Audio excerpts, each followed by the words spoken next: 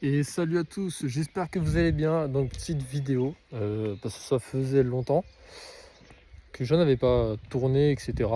Je vais faire cette vidéo, je pense, surtout pour expliquer un peu qu'est-ce qui s'est passé entre temps sur les voitures, si j'ai fait quelques trucs ou si j'ai prévu d'en faire. Donc là, il y a les deux voitures qui sont côte à côte. Il va falloir que je mette les plaques pour les cacher. D'ailleurs, petite anecdote.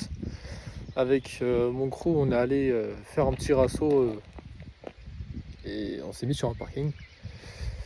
Et en fait, j'ai un pote à moi qui voulait faire un tour avec la Nissan, enfin genre en passager. Du coup, j'ai voulu l'emmener, sauf que j'avais encore les plaques que j'avais totalement zappé sur mon parler, etc. Et j'ai voulu faire un tour. Du coup, on est monté directement dans la voiture et on est parti.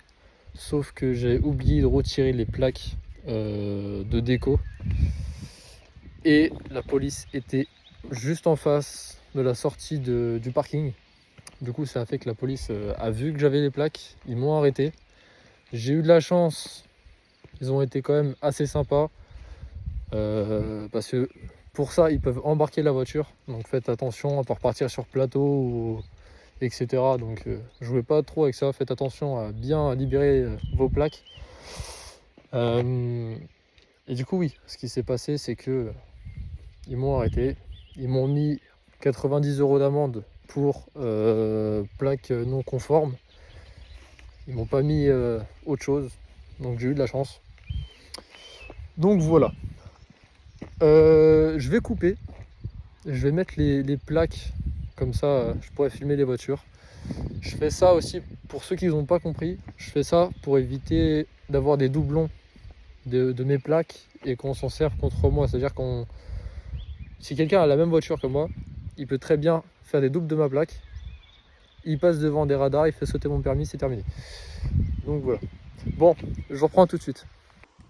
Bon, alors déjà, ce qu'on peut remarquer, c'est que la BM a des petites jantes style BBS. Donc c'est pas des vraies, hein. C'est des jantes monoblocs qui donnent l'impression que c'est des trois parties. Donc ici, elles sont comme ça. Donc ici avec les bordures chromées, comme si cette partie-là était vissée de l'intérieur.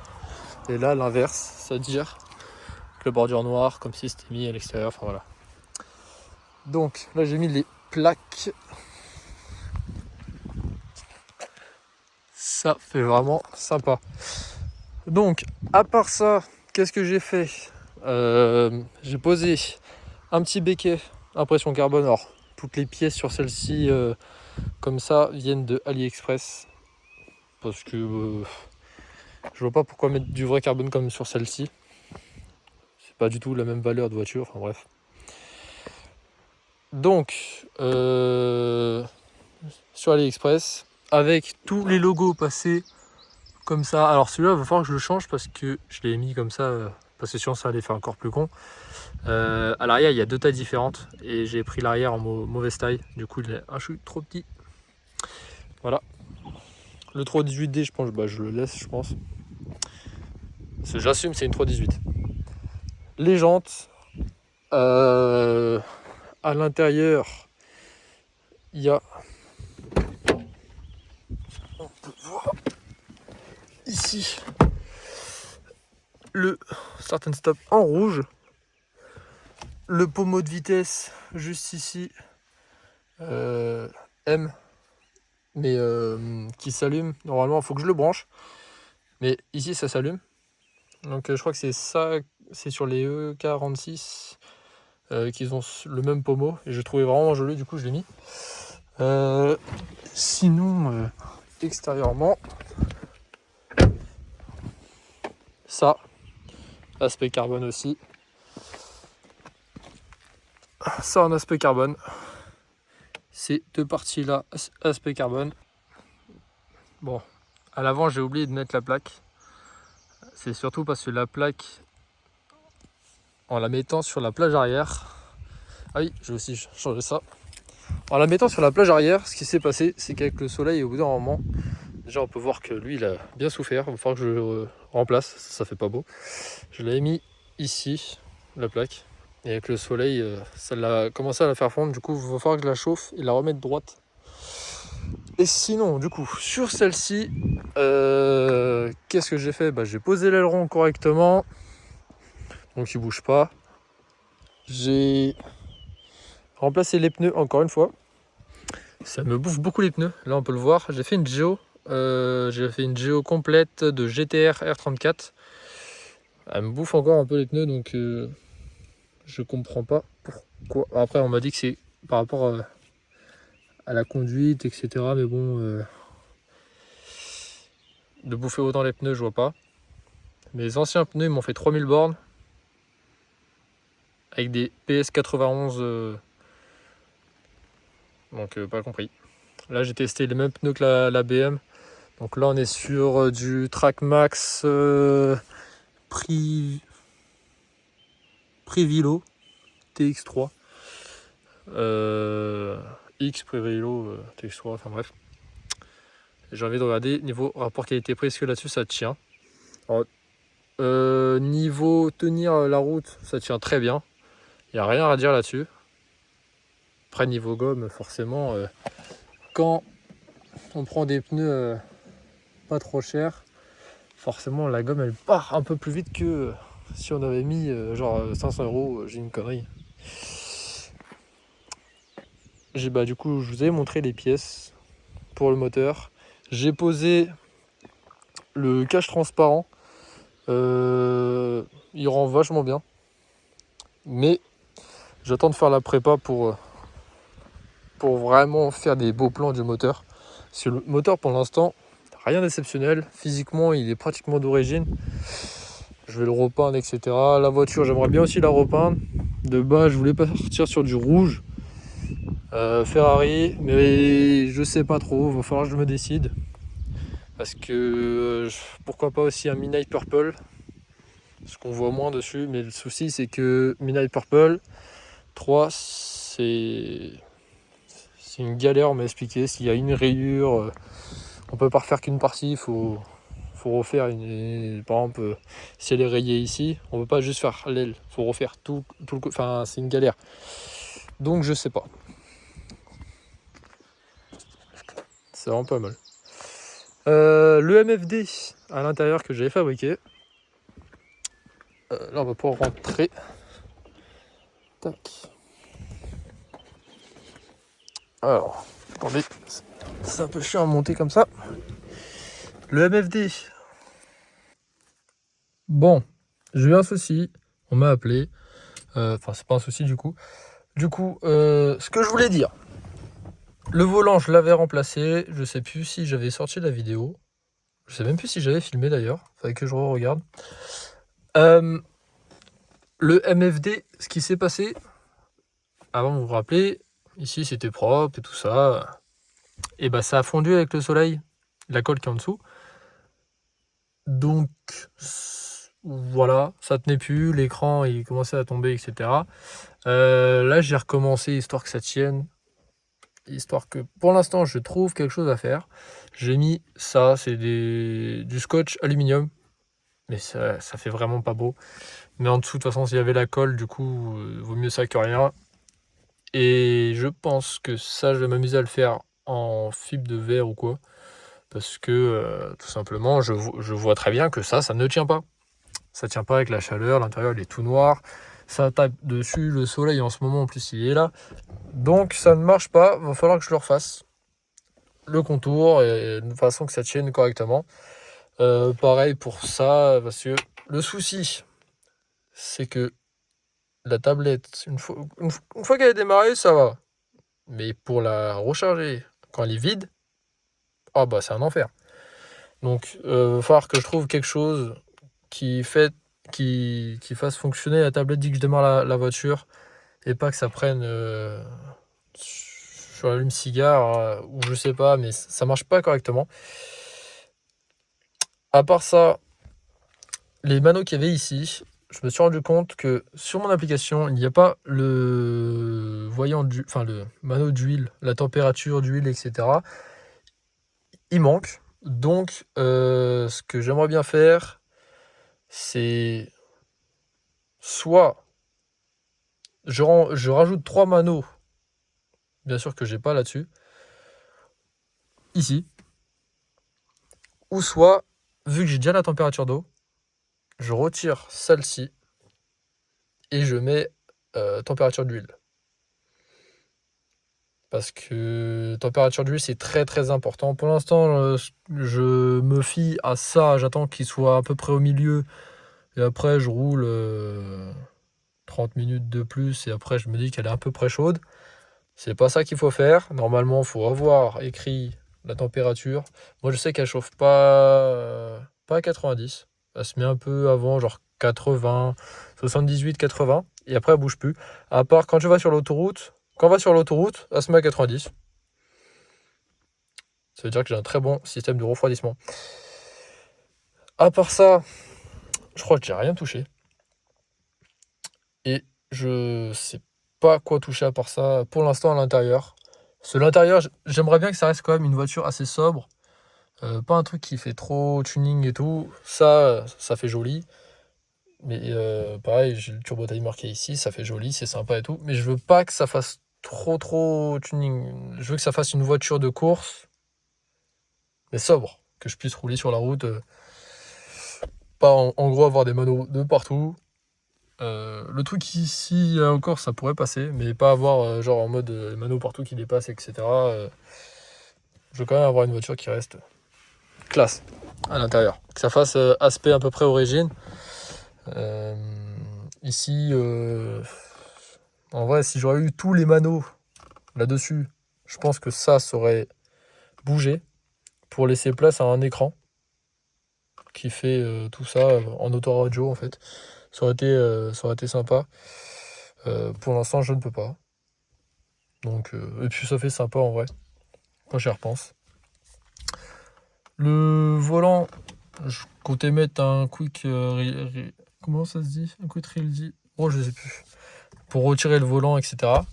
Mais je me dis, c'est stylé à faire. Hein. Sauf que il va falloir que j'achète du coup des pattes qui viennent ici pour rapprocher du volant. Parce que déjà, quand je suis en normal, je suis au bout des doigts. Quand je suis en plein phare, bah faut aller chercher. Bon après c'est une habitude à prendre, c'est genre en mode on fait comme ça, on tourne avec l'autre main et on...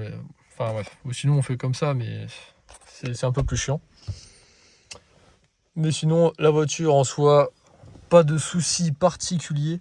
À part que j'ai dû changer, j'ai changé les 6 bougies pour être sûr, mais comme je l'avais expliqué, la voiture, il avait plu et j'ai tourné sur 4 cylindres parce qu'il y avait de l'eau qui s'était infiltrée au niveau des bobines 1 et 2. Enfin, ouais, 1 et 2. Enfin, devant. Normalement, 1 et 2, c'est le 1, normalement, c'est côté embrayage, enfin volant moteur. Mais on va partir de devant 1 et 2 pour que les gens y comprennent. Du coup, c'est pour ça que maintenant je mets une espèce de bâche en dessous le capot.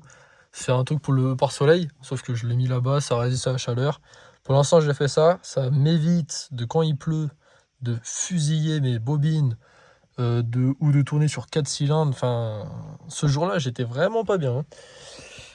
Je tirais une tronche, c'était abominable. Bon, du coup, je voulais vous expliquer comment j'ai obtenu la R34, comment ça s'est passé, etc. À peu près tout en détail. Donc, on était au moment que je suis allé chercher celle d'à côté, la E90. On était parti en même temps avec le X5 pour l'échanger contre le E90. On arrive là-bas, on échange les voitures. Nous, on avait pris nos vacances en même temps. Du coup, on en a profité, on allait voir notre famille, etc. Et en étant chez mon frère, moi, je me balade avec des anciens amis à moi de là-bas. Donc, c'était vers Paris. Mon père m'envoie une vidéo d'un garage qui s'appelle GTR Import. Et enfin, plein de R34, des Stagia, enfin, des trucs de ouf. Il m'envoie ça et je pète un câble. Je fais, waouh, mais c'est un truc de ouf et tout. Et j'ai envie d'y aller. Et mon père, il me dit, bah, on ira lundi. Du coup, lundi, On s'y rend, si je me rappelle bien, ouais, c'était le lundi. On s'y rend, on pose 2-3 questions à la personne, etc. On discute. Et là, ma hype d'avoir une R34, elle a grimpé encore plus. Du coup, je commence à regarder sur le bon coin, encore une fois, les R34, mais avec encore plus l'envie d'en avoir une. Et je vois celle-ci, qui est restée longtemps sur le bon coin. C'est quand même ouf, elle a vraiment le kit que je veux complet. Il y a 2-3 trucs à changer, mais sinon, c'est vraiment ce que je voulais. Et en rentrant chez moi, du coup on retourne en Bretagne, etc. En rentrant chez moi, je dis à mon père, regarde, elle est vraiment belle, hein. Et je l'appelle avec mon père. Parce que, voilà, je suis jeune, donc il y a des questions que je n'aurais pas forcément posées si mon père n'était pas là. On lui pose 2-3 questions. Ok, le châssis, nanana. Et du coup, on se met d'accord. Je dis, demain, je vous fais un virement pour bloquer la voiture. Comme ça, vous voyez que je suis quelqu'un de sérieux. Et on se fixe une date, etc. pour se voir et que je vienne chercher la voiture. Du coup, on se fixe une date. Le temps passe, etc. Moi, super dur à attendre, bien évidemment. La voiture, je suis allé la chercher le 5 octobre 2024. Donc, le 4 octobre 2024, imaginez comment moi j'étais avant de dormir. On se réveille vers 5h, 6h. On se rend à la gare de Laval. Donc, 50 minutes de route. J'ai vraiment kiffé ce moment-là, d'être dans le train. J'étais tout paniqué. J'avais mon t-shirt R34 que mon meilleur pote m'avait offert un an juste avant. Pour mes 18 ans, elle était blanche, etc. Comme en fait celle-ci. On prend le train. Alors je ne sais plus si c'est quel train, si c'est avant ou après Paris, mais je crois que c'est lui de Laval à Paris. Il tombe en panne au milieu des champs. Du coup, je me dis, bah yes. La dernière fois que j'ai pris un train, c'était pas aller en Allemagne, aller chercher la voiture de ma mère. Et là, 7 ans après, il faut que quand je reprenne une seule fois le train, qu'il faut que ça tombe en panne. Du coup, ça a repris. On est arrivé là-bas en retard, mais il y a eu un train après pour continuer d'aller à la destination, qui était Reims. L'ancien propriétaire qui s'appelait Yannick, salut à toi si tu passes par là, et il y a des chances que tu passes ici. Du coup, on va le rejoindre. Il n'habitait pas à Reims même, mais il habitait pas si loin que ça, et du coup on se rejoignait à Reims. Comme ça c'était plus simple pour nous tous en fait. Ça évitait de payer un train en plus, et alors que c'était pas si loin. Du coup, on prend pour l'instant notre café à Paris, etc. J'ai même les plans des métros de Paris, des trains, je sais plus. Ici, je l'ai gardé parce que ça va me faire un bon souvenir. J'ai même les tickets de café de l'Est de Paris. Voilà, ils sont vraiment super beaux. Je les ai gardés aussi pareil pour faire cette vidéo un jour en plus. C'est mon père qui m'a donné l'idée, donc merci à toi papa. On reprend le train. On arrive là-bas, je sais pas, on avait 2 heures de retard, quelque chose comme ça. Et on boit, etc. avec mon père. Arrivé aussi là-bas, un petit café et tout ça. Et moi, avec mes sacs que j'avais sur moi, tout excité, j'attendais la voiture avec impatience. Et dans ma tête, je me faisais ce truc de c'est pas possible, la voiture va jamais arriver. Et là, ce fut le meilleur moment de ma vie. Et je ne l'oublierai jamais. Mon père l'a pris en vidéo. La vidéo, la qualité n'est pas ouf, mais la vidéo est là quand même. Merci à toi, papa, de m'avoir filmé parce que ce moment-là, il était magique. Je vois la R34 arriver au niveau de la gare. Et là, plus de mots. C'est ma voiture. C'est ma future voiture. Ce qu'on fait, c'est que moi, je monte avec Yannick, qui était du coup ici. Moi, j'étais en passager parce qu'à l'époque, je n'avais pas le permis. On va sur un parking. Du coup, pour l'instant, on roule, etc. Ce qui était drôle, c'est qu'on a croisé une R35 GTR qui connaissait, voilà. On se gare sur le parking, on fait les papiers, on repart. J'étais tellement content, en fait, je m'en rendais pas compte. La fois où je me suis rendu compte réellement que j'avais eu la voiture et qu'elle était à moi, je crois que c'est un mois après que j'étais revenu chez moi. Pour vous... Je j'arrivais pas à me faire à l'idée que la voiture de mes rêves, je l'ai. Et on a fait... Quand on est reparti de Reims, on est allé vers le 77 pour s'arrêter chez un ami de mon père. Après, on est redescendu dans le 91, dans le 28. Et après, on est remonté du coup en Bretagne directement. Du coup, on a fait pareil. On allait voir la famille. On est revenu et j'étais comme un gosse. Au départ, je pensais que je devais attendre 3 ans pour la conduire. Sauf qu'au final, j'ai pu la conduire avant.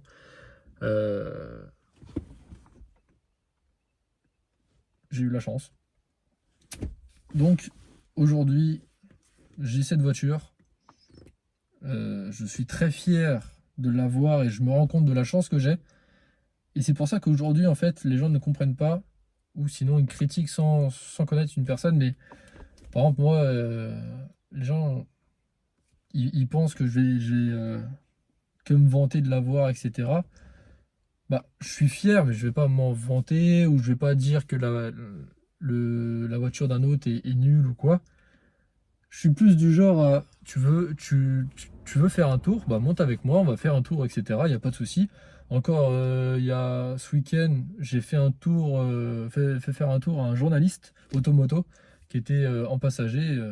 On parlait, etc. Et je trouve ça formidable. C'est le fait de transmettre en fait, une passion, une joie, un sourire. Il y a des gens en voyant la voiture. Ça leur fait plaisir juste à la voir passer dans la rue. Et moi, ça, je kiffe ça. En plus du fait de la conduire, qu'elle soit à moi, etc., ça me fait plaisir parce qu'au final, c'est flatteur. C'est-à-dire que la voiture plaît aux gens et puis c'est une voiture qui est assez rare et que la plupart des gens ont vu dans Fast and Furious, etc. Donc, au final, moi, de rouler avec, c'est un plaisir, mais c'est aussi un plaisir de voir les autres qui sont contents en la voyant, vous voyez. Enfin, tout ça, en fait, pour vous dire, cette voiture, je compte en faire une voiture où genre en mode prouver aux gens que quand tu crois à ton rêve à 100%, rien n'est impossible. Si tu crois en ton rêve, tu peux tout faire, tu vas tout péter. J'ai 19 ans, j'ai la voiture de mes rêves. Alors certes, j'ai pas un salaire de ministre, j'ai un salaire d'apprenti, mais j'ai la voiture de mes rêves. Je fais maintenant, faut continuer à rêver en fait. Si quelqu'un vous dit que c'est pas possible, etc., prouvez-lui que vous pouvez le faire. Faites-le même pour vous en fait. C'est votre rêve, personne doit vous empêcher de le faire. Persistez, ça paiera. Ah oui, j'ai oublié de dire un truc. Pareil, truc que je vais garder de la voiture. Hop, il est là. La voiture vient du Japon, hein, comme toutes les R34. Attendez, c'est galère. Il y a des trucs sur ma boîte à gants. Tac. Vous avez déjà vu un péage japonais? Et regardez. Bon, ça, c'est l'étiquette du train. Ou un métro, enfin bref, je sais plus. Voilà.